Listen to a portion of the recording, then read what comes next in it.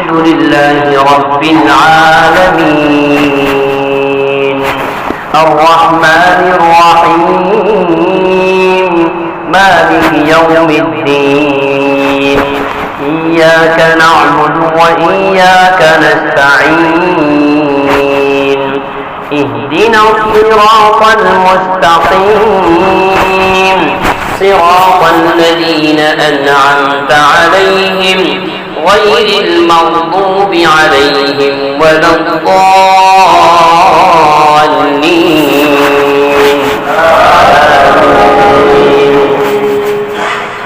قال الملأ الذين استكبروا من قومه لنخرجنك يا شعيب والذين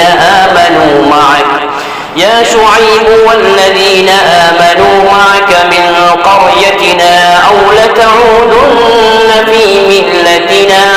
قال أولو كنا كارهين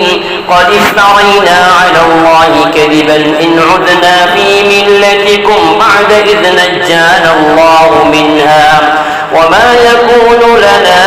أن نعود فيها إلا أن يشاء الله ربنا وسع ربنا كل شيء علما على الله توكلنا ربنا افتح بيننا وبين قومنا بالحق وأنت خير الفاتحين.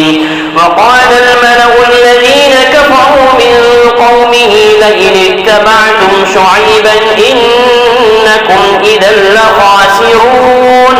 فأخذتهم الرجفة فأصبحوا في دارهم جاثمين.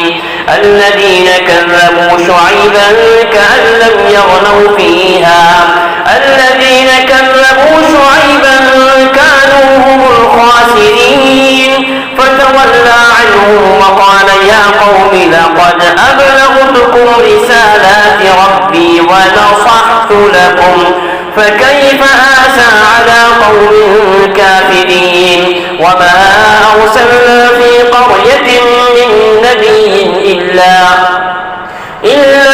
أخذنا أهلها بالبأساء والضراء لعلهم يضرعون ثم بدلنا مكان السيئة الحسنة حتى عفوا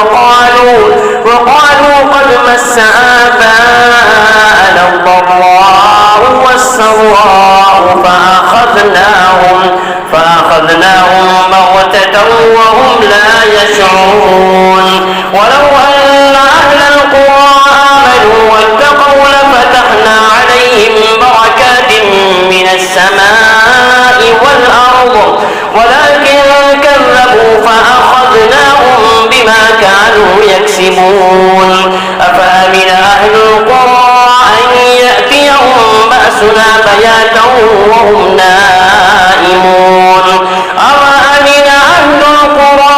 أن يأتيهم بأسنا ضحى وهم يلعبون أفأمنوا مكر الله فلا يأمن مكر الله إلا القوم الخاسرون. أولم يهد للذين يرثون الأرض من بعد أهلها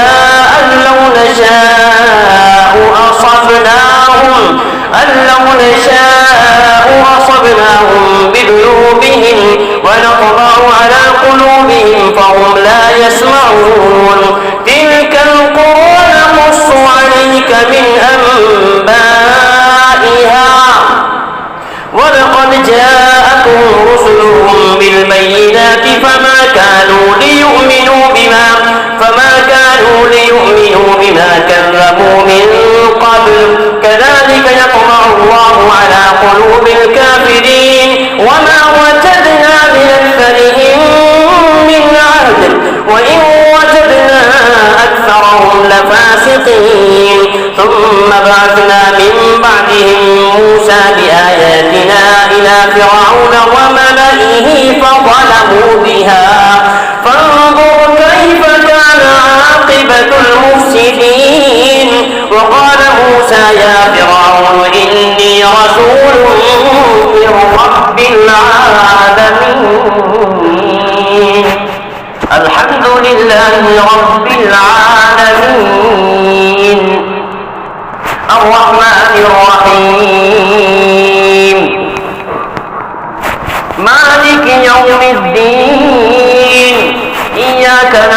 وإياك نستعين اهدنا الصراط المستقيم صراط الذين أنعمت عليهم غير المغضوب عليهم ولا الضالين آمين. وقال موسى يا فرعون إني رسول من رب العالمين حقيق على ألا أقول على الله إلا الحق قد جئتكم ببينة من ربكم فأرسل معي بني إسرائيل قال إن كنت جئت بآية فأت بها إن كنت من الصادقين فألقى عصاه فإذا هي ثعبان مبين ونزع يده فإذا هي بيضاء